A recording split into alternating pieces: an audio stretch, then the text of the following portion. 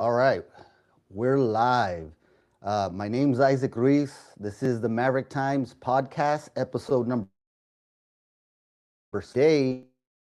We have an interesting interview for you guys. We're interviewing Brandon Herrera. Many of you guys know him as the AK guy on X. He's a candidate for Texas 23rd Congressional District. Some people build careers, some people build audiences. Today's guest has built both. Before he ever filed paperwork to run for Congress, Brandon Herrera had already built a national platform. He's an entrepreneur, firearms manufacturer, Second Amendment advocate, millions of views online. But now the battlefield isn't YouTube. It's Texas Congressional District 23, one of the largest congressional districts in our country. From San Antonio to El Paso, there's border towns, ranch country, trade routes, energy corridors, ground zero for the national immigration debate. He ran once, came within striking distance of unseating an incumbent backed by the establishment machine. Now he's back. The race looks different. There's tension, there's controversy surrounding our current congressman. There are questions about leadership, questions about ethics, questions about accountability. Herrera says Texas 23 deserves strength, it deserves clarity, it deserves someone who will not bend when Washington pressures start coming in. He says the border security is not a slogan, it's a line. He says the Constitution is not non-negotiable. It's a foundation. He says representation should not be silent when the district is watching.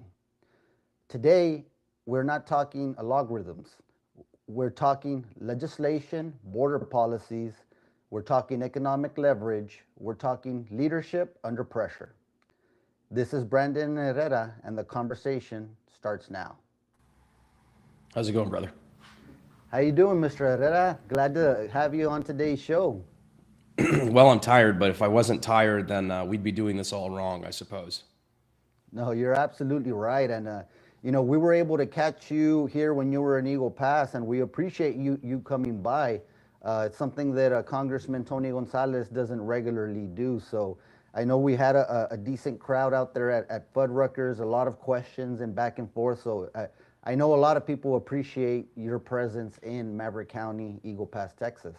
100%. I appreciate everybody being willing to show up because that's what we're very strong on in this campaign. And, it's the way we ran things last time. It's the way we're running it this time is, we're not just campaigning in the big, high population areas, high voter areas, which a lot of people tend to do.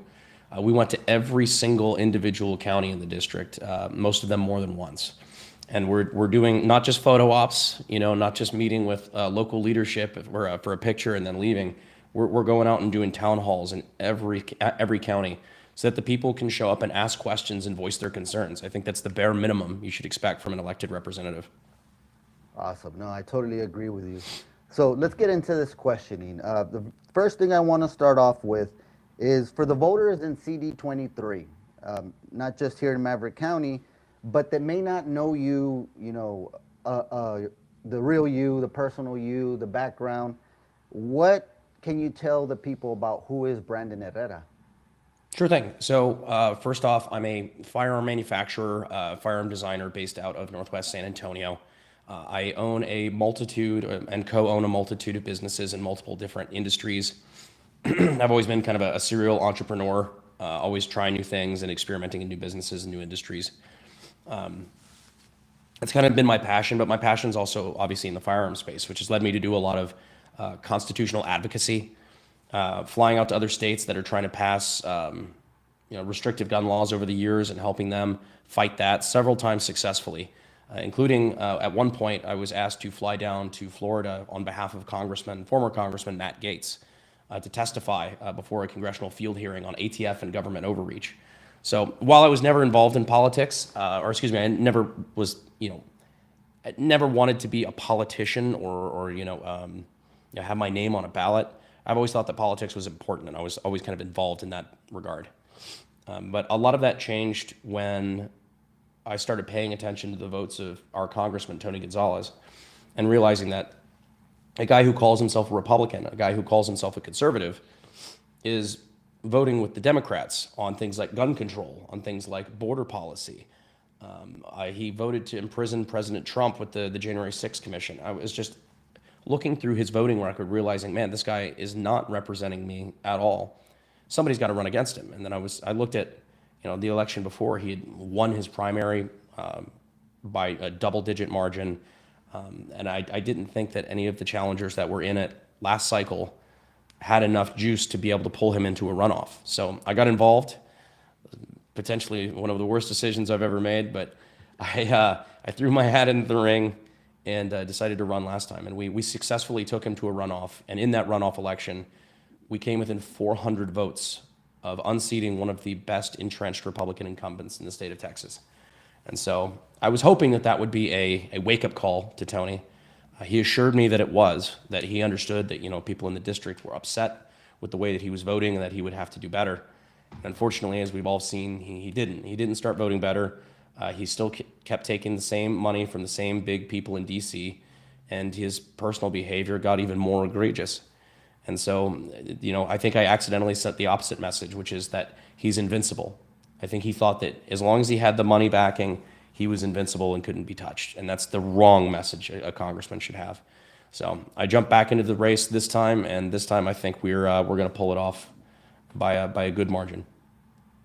It's definitely trending that way. Everybody I've spoken to, and I have several contacts across the state, especially in CD23, and they're like, there's no way he's getting past the primaries, which obviously that's a good thing for you and anybody else that may be running.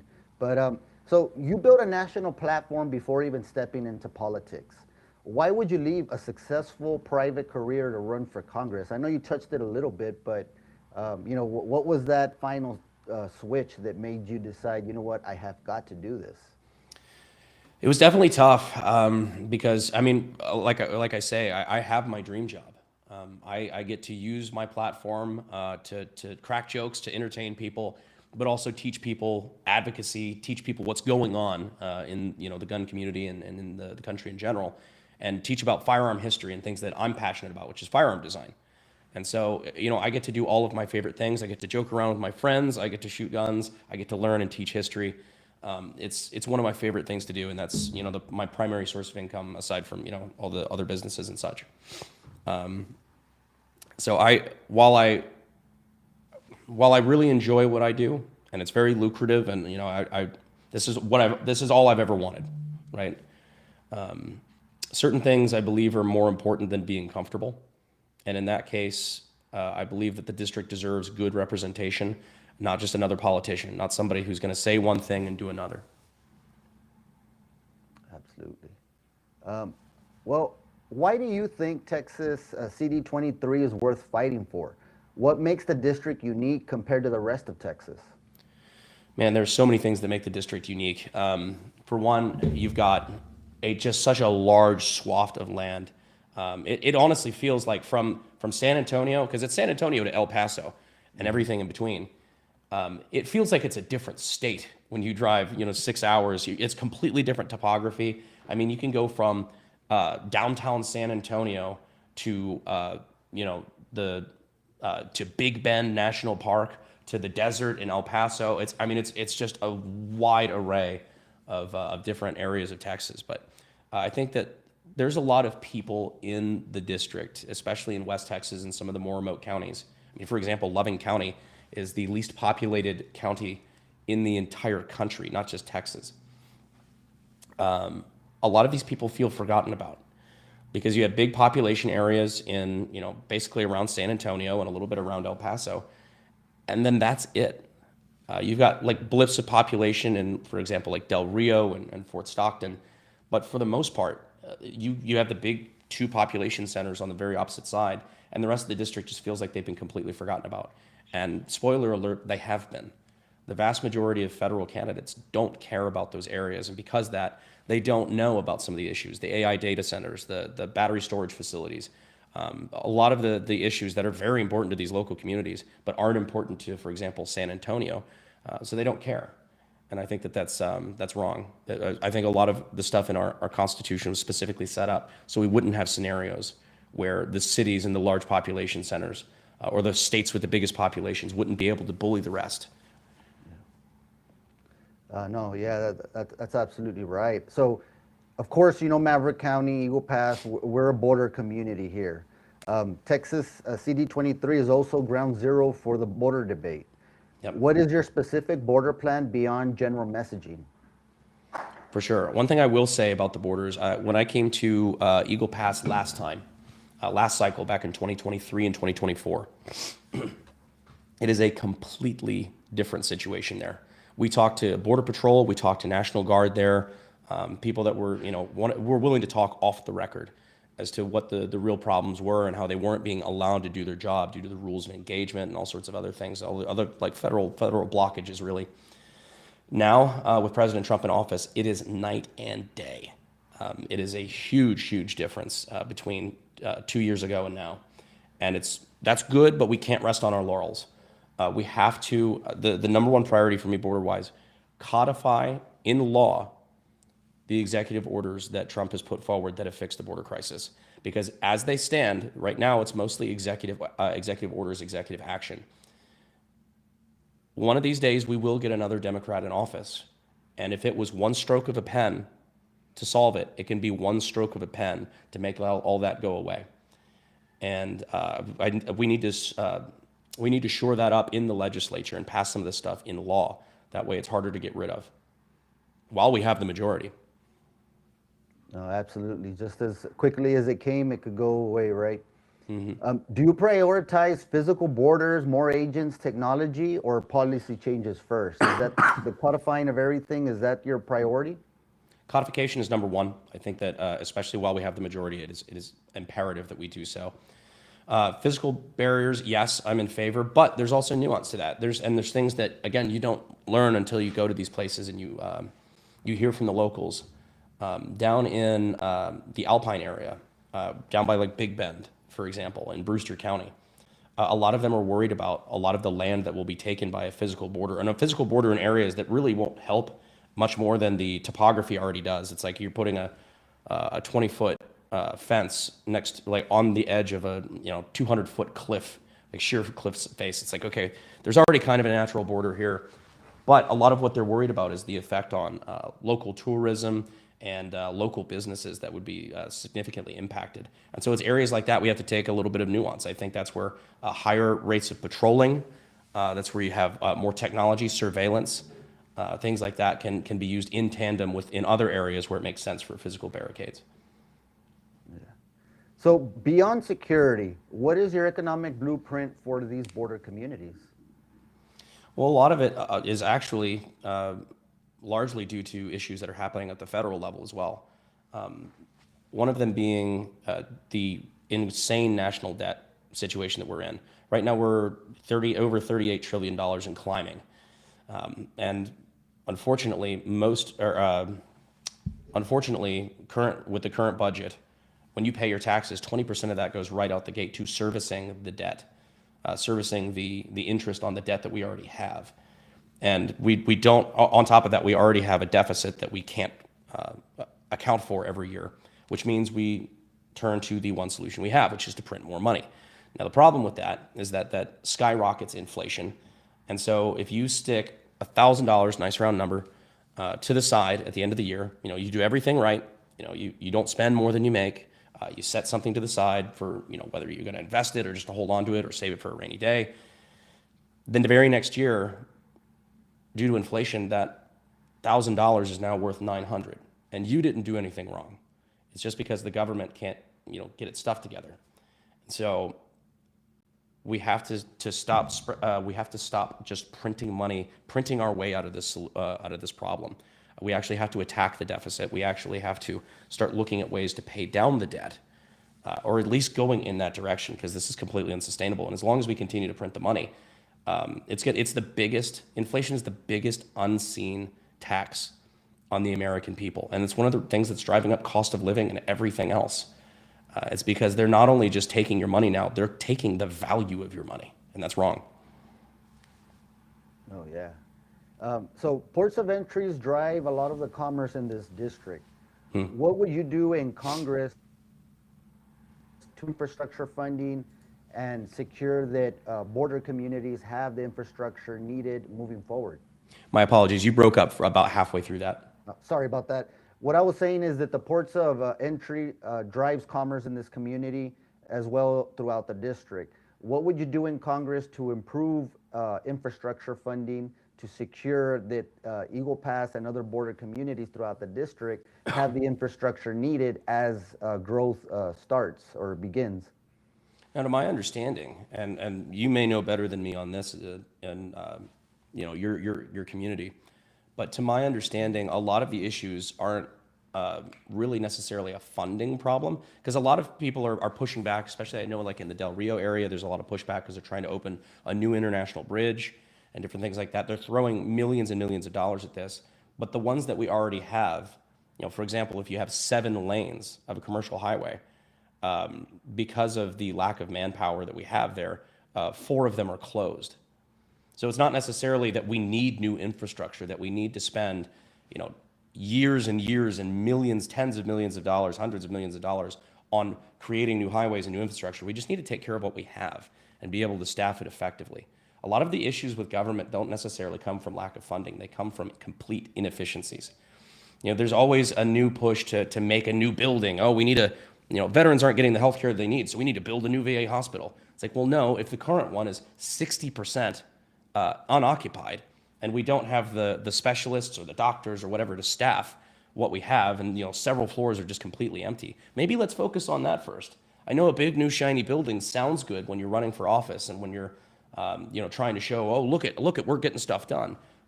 But at the end of the day, are we solving the problem? Yeah. No, that's a good way to put it. Where do you stand on Texas energy production? Should the district double down on oil and gas, diversify, or do both? I mean, the oil and gas industry is one of the biggest outputs for the entire state of Texas. It is our breadwinner by far. There's a lot of people that are pushing back in West Texas. You see that we're littered with solar farms, with wind farms, things like that, and a lot of that energy that's being used from that isn't even staying in Texas. It's being shipped out to California and the West Coast and everything like that.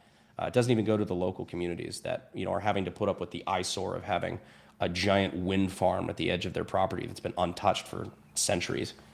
But I think that maybe there will be a time moving forward where solar does make sense or something like that.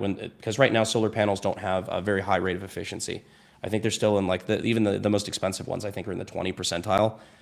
When they come up, when the technology gets there and they're in the 60s, 70s, 80s, I'm no energy scientist, but maybe we'll get there. But I don't believe it's the federal government's job to subsidize it, especially when they're actively subsidizing something that is countering, the biggest wealth producer in the state. I think that's a conflict of interest. Now, where there may be an opportunity to move toward things like nuclear, I think nuclear is very clean. I think it's very safe. I think it got a very bad rap, and the government's withdrawal of subsidies and also the massive overregulation of nuclear made it pretty much unfeasible for people to continue the construction projects that were almost completed back in the 70s and 80s. So I think that might be something worth looking into, but for now, yeah, oil and gas is king here. So you're nationally known for a strong Second Amendment advocacy. What specific federal gun laws would you seek to repeal or reform? For sure. I think there's a lot of things that we can target now, especially after the most recent Big Beautiful Bill fight.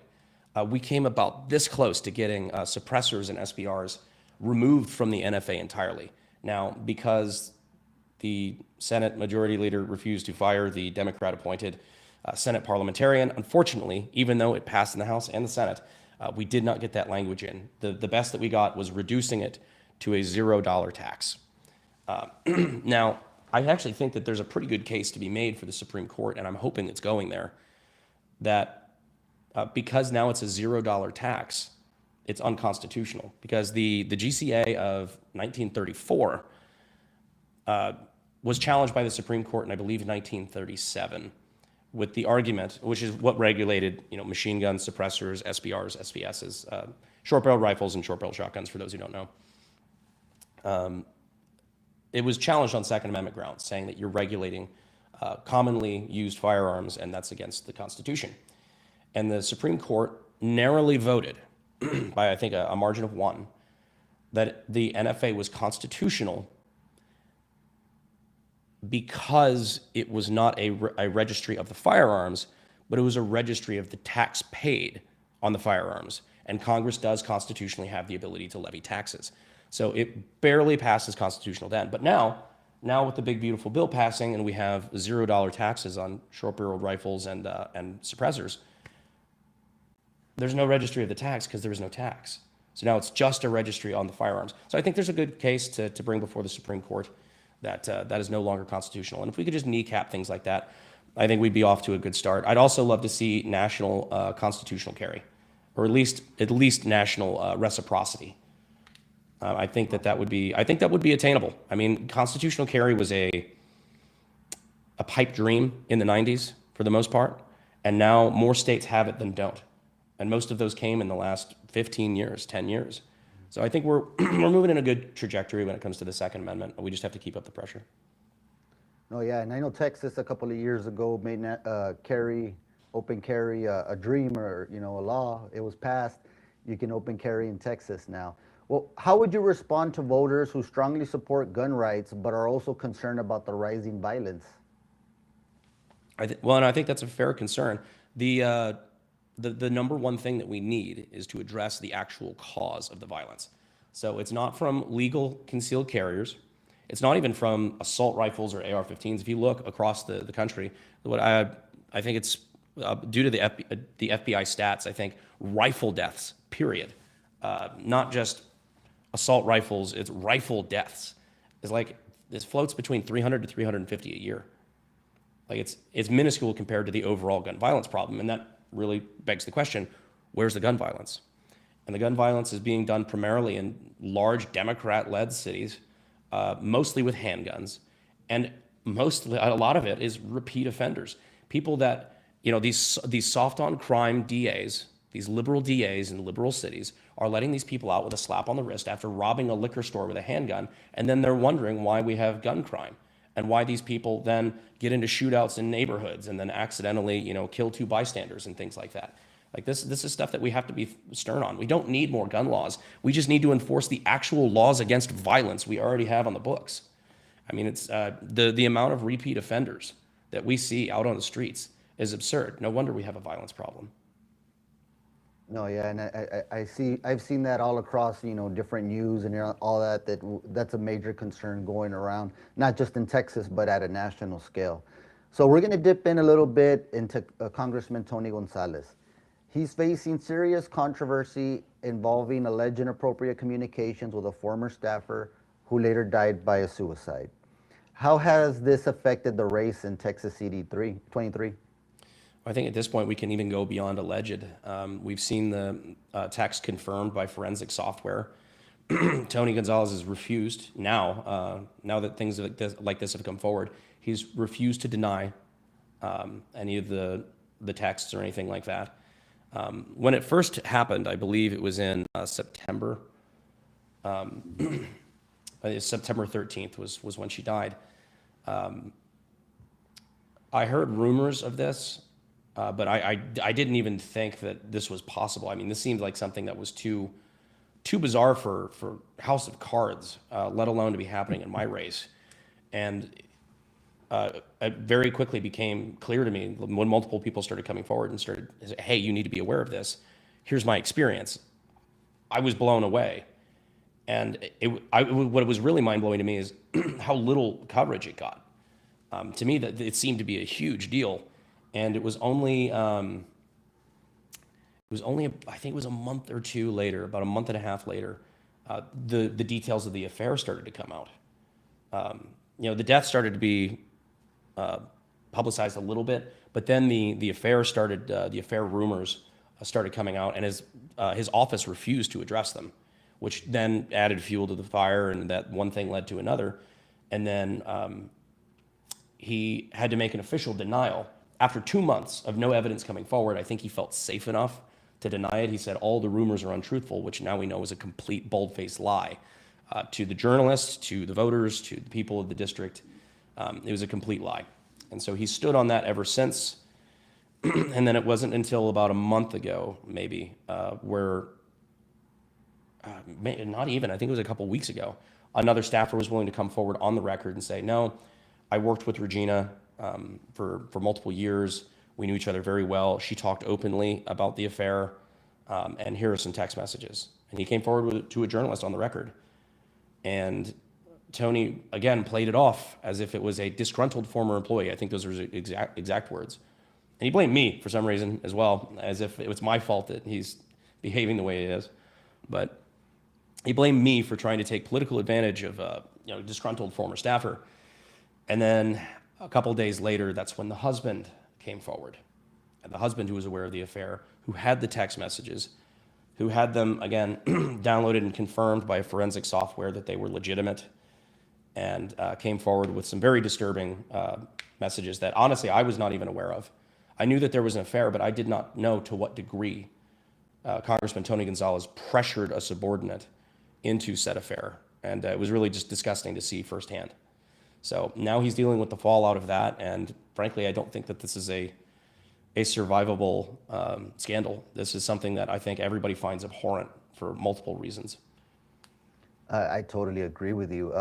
Regardless of the legal outcomes, because sometimes people can escape the legality of things or anything like that, should elected officials be held to a higher ethical standards in their personal conduct?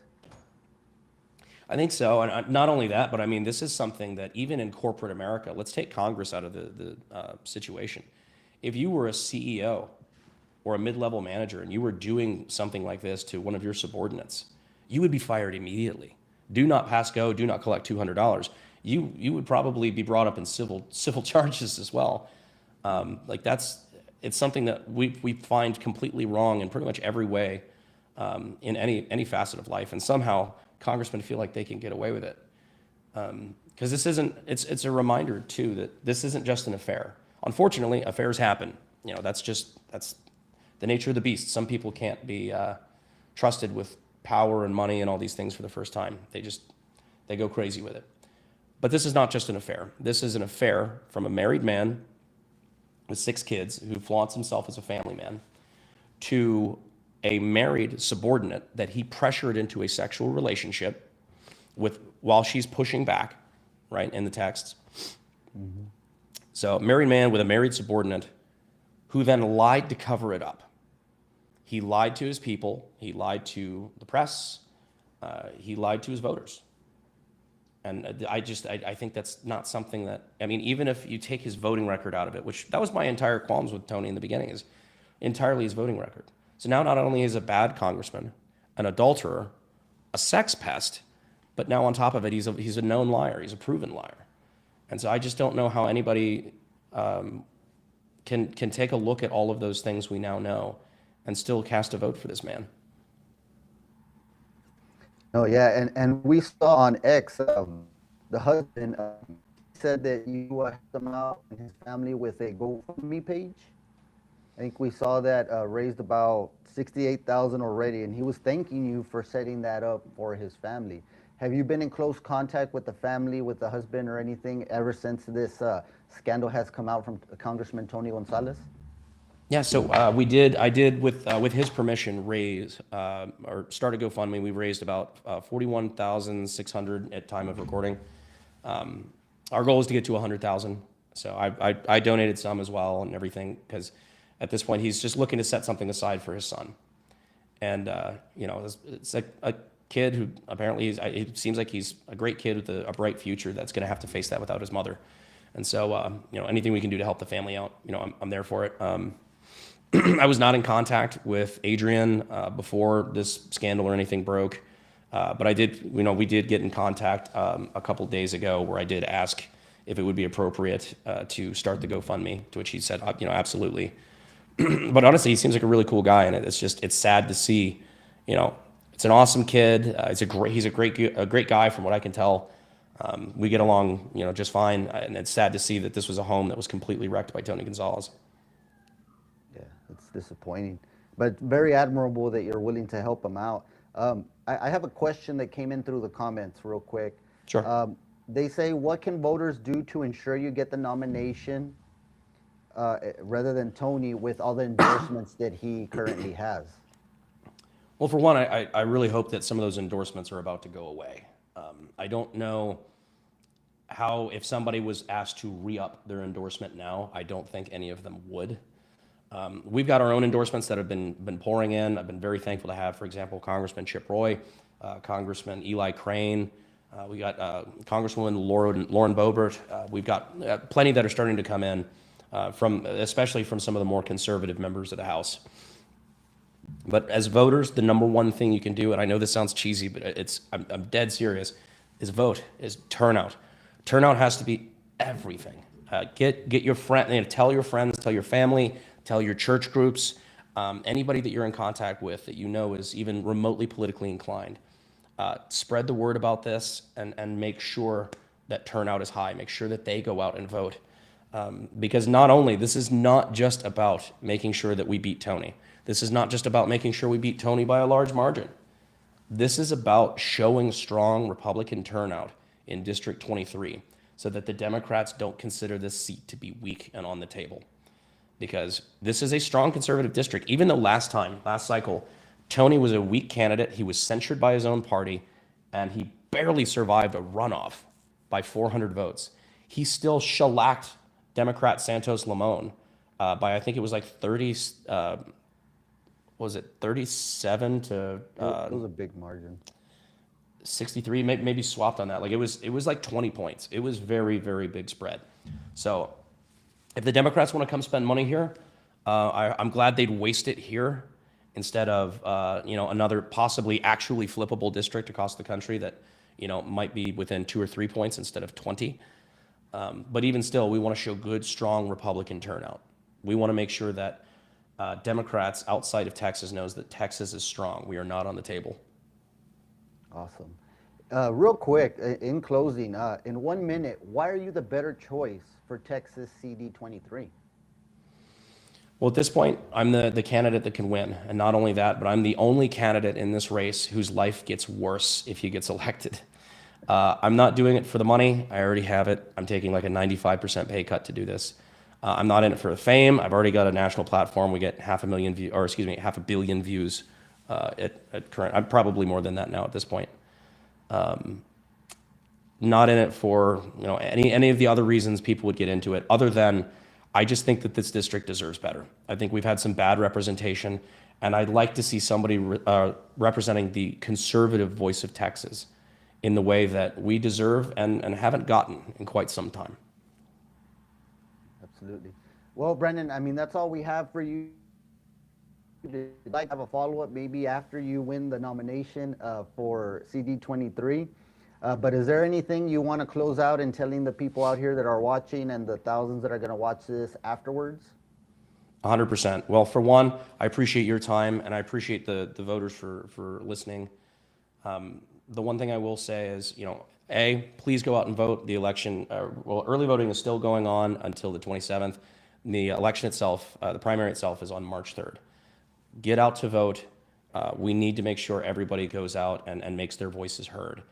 But to those who even maybe don't support me, the thing I want to make very clear is no hard feelings.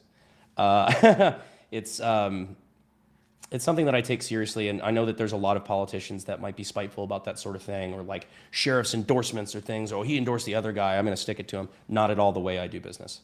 If you supported me, I'm going to be the best congressman to you I possibly can.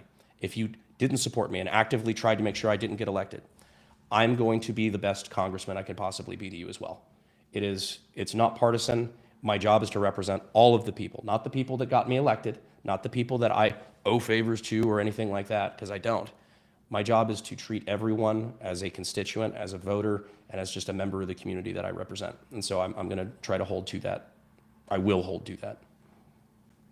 Awesome. And we thank you for your time. We know you're busy. I mean, it's an election, congressional election. You're all over the place. Of course, you have your businesses as well. So we really appreciate your time. And again, we hope we can catch up with you after you receive the nomination for the Republican candidate in the general election for CD23. Yes, sir. And I appreciate you having me on, brother. No, thank you. Hope to catch up with you soon. Thank you very much. Sounds good, man. Thank you. Guys, that was awesome. Again, Brendan Herrera was here to answer all the questions we had. He even took a comment that came in from our viewer on Facebook, Martinez AI. I think I got that right.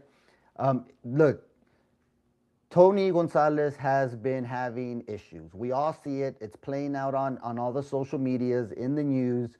He's not answering questions. It's very disturbing what is going on as far as, the alleged affair. This is going on. And the way Brandon said it, it's not even alleged anymore. Everybody has seen it. It's been confirmed through many sources, and text messages have come out, and it is really disturbing. I cannot say it enough for a person that is our congressman, is our representative, pressuring a subordinate to succumb to these sexual advances.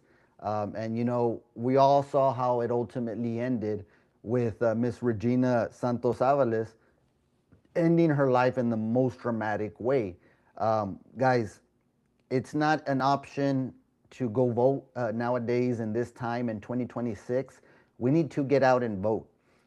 Whether you vote for whichever candidate you do, hey, just get out and vote. The important thing is here is that you have a fresh face that is trying to represent CD23, which Maverick County, Eagle Pass is a part of. And it's very important to know that Tony Gonzalez has not done very much for our area. He has visited City of Eagle Pass, Maverick County. He does not even present himself with our local government officials in Maverick County, and we have somebody that is willing to do something different. It's not hard.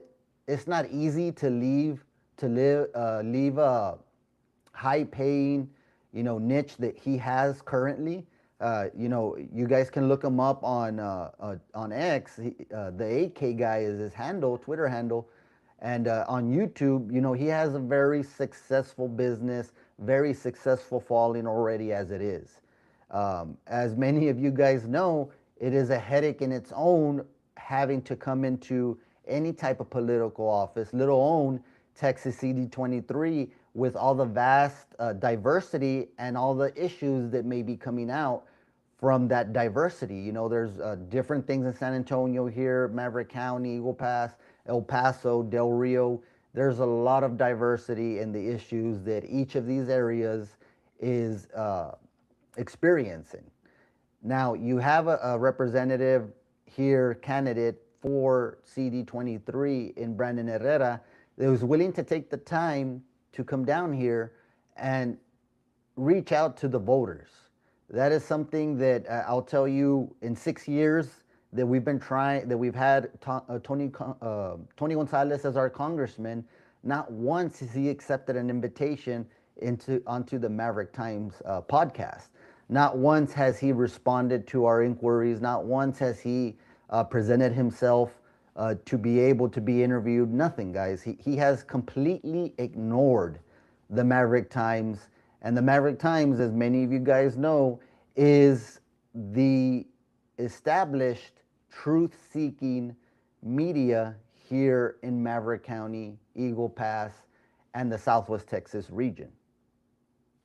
Tony Gonzalez has not bothered to stop by or tell us. He usually sticks to just his news media here, which, is his option.